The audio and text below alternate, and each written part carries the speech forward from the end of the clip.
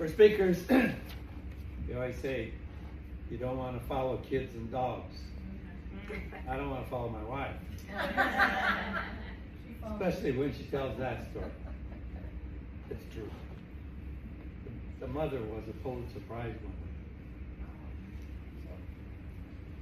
winner. My story is a St. Patrick's Day story. It has to be St. Patrick's Day because my name is Richard Patrick Murphy, and St. Patrick's Day is coming up. Now, I'm not all that enthused about it. What, unique? Was it any of it, okay? all the above. But when I was young, on St. Patrick's Day, there are 6 kids in our family, single mother raising 6 kids, and there's no way all of us kids have something green to wear. Just, it won't work out when they're all hand-me-downs and from somewhere else and so forth. So it came to time to get dressed in a St. Patrick's Day. Of course, my older sister, she had a dress with some green in it. And the oldest brother, he had something with some green in it. But my brother, who was immediately older than me, and myself, we were the middle ones. We always had hand-me-downs, and there wasn't anything green. Except my sister had a pair of green socks. So my brother said to me, I could wear her socks. You could wear her socks. And I said, well, then I don't get anything to wear. I'm going to wear her socks. We argued about it. And went to Mom, I want to wear them. No, I should wear them, blah, blah, blah. And Mom said, I don't care. One of you wear one and the other one wear one. We looked at each other. Yeah, let's do that. I'll go to school with one green sock and one white sock. My brother said he would too. So we go to school, and I would go to school the corner of 3rd and Madison, where all the kids kind of gathered and then walked up this hill, uphill 6 miles up to the top of the hill, of course, on a snowy day in March. Both ways. I always met my friends there to walk to school from that corner. Met Billy Farrell. Billy Farrell had on a green shirt. And Sharon O'Brien, of course. Sharon O'Brien, she had socks with green trim around them. She had a jumper with green and white on it. Sharon O'Brien, she just looked Irish, and she had all this green Irish stuff on her. Then the other friend was Rudy Milosevic.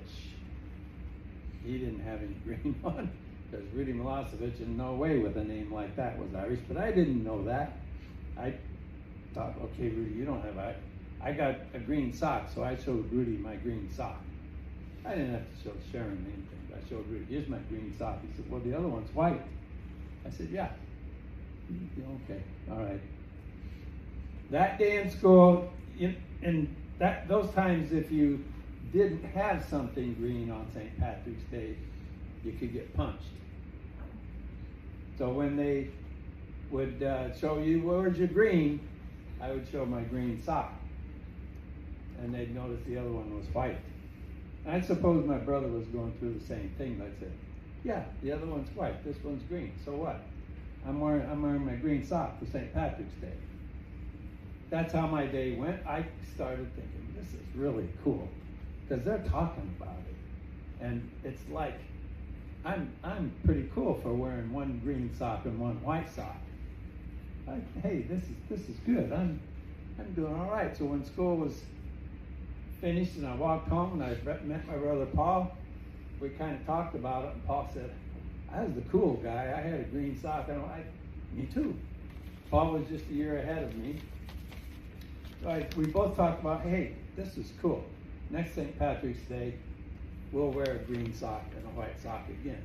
And we did. The next year we did that as well, until he graduated from 8th grade and I was in 7th grade, we were known as the ones who would wear a green sock and a white sock, and kind of established something in the school that those two guys did that.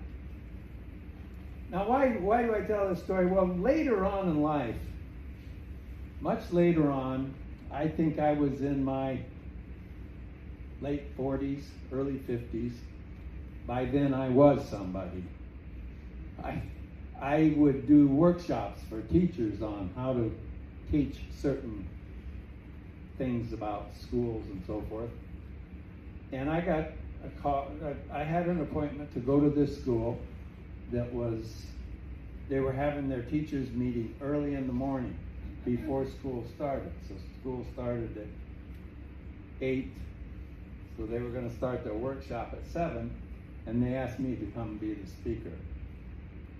So I woke up that morning, and I didn't want to wake anybody up, so I was dressing in the dark, and I put my clothes on, and I got all dressed and had my tie and my jacket on, and I went to the school, and I was doing a workshop in front of everybody, and when I finished my presentation, I sat down in a chair, and sometimes, you know how men sit, we cross one leg over like that, and then the other one over like that while we're sitting, and they would, every time I changed, they would look at my feet. And I don't know why they were looking at my feet. When I finished the question and answer, I said, okay, well, I hope you have a good day in school today. And then somebody said, well, is there a prize for this? Prize for coming to a workshop? What? Well, we think what's this deal with one wingtip shoe and one loafer shoe? I didn't know I had that. I said, what? I looked down and yeah, I had one wingtip and one loafer. And I said, there is a prize for the ones who recognize this. Since you're the one that asked the question, I'll send you the prize on St. Patrick's Day. On St. Patrick's Day, I sent her a pair of green socks.